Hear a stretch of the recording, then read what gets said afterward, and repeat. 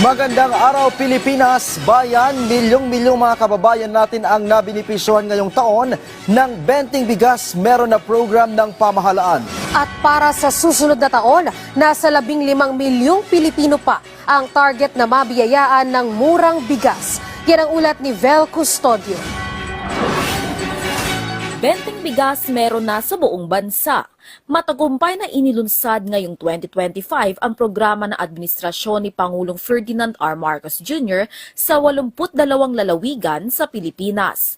2 million households ang nabebenepisyohan ng naturang programa batay sa tala ng Department of Agriculture ngayong magtatapos na ang taon.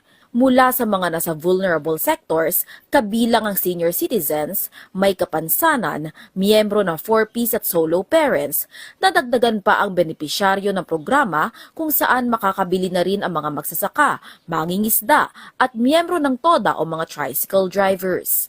Sa darating na 2026, target ng DA na mapabilang na ang lower middle income class sa mga makikinabang sa benting bigas meron na.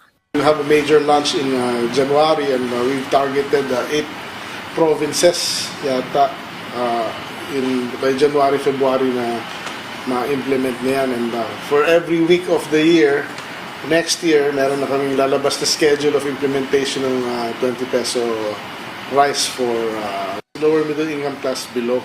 So, mass roll out na to at I'm sure sana naman matuwa ang taong bayan sa pangako ng ating Pangulo ay andyan na. Ayon kay Agriculture Secretary Francisco Chu Laurel Jr., isa ang Pangasinan sa mga unang lalawigan kung saan ilulunsad ang provincial-wide program ng administrasyon. Makikipagtulungan ng ahensya sa mga local government units para sa implementasyon at logistics ng 20 pesos rice program.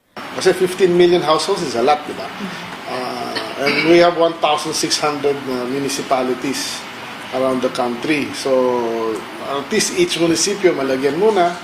Then, it's up to the LGU na kung paano nadadalhin sa barangay level. Tiniyak naman ni Secretary Chu Laurel ang mga LGU na fully subsidized ng national government ang implementasyon ng programa sa mga probinsya. Bukod sa nasa lower middle income class, layunin din ng DA na maisama na rin ang guro at iba pang mga sektor sa mga makikinabang sa murang bigas. Makikipag-ugnayan ang DA sa Department of Education at Department of Labor and Employment para sa pagpapatupad nito.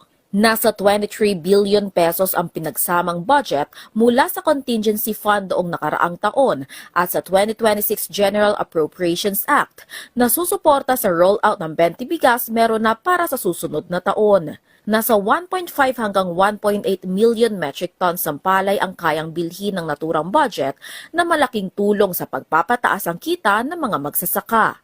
Bahagi ito ng layunin ng Administrasyong Marcos Jr. na mapakinabangan ng 15 milyong pamilya o nasa 60 milyong Pilipino ang abot kayang bigas sa katapusan ng 2026 at mainunsad ang 3,000 kadiwa sites pagsapit ang 2028 para sa seguridad sa pagkain. Vel Custodio para sa Pambansang TV sa Bagong Pilipinas.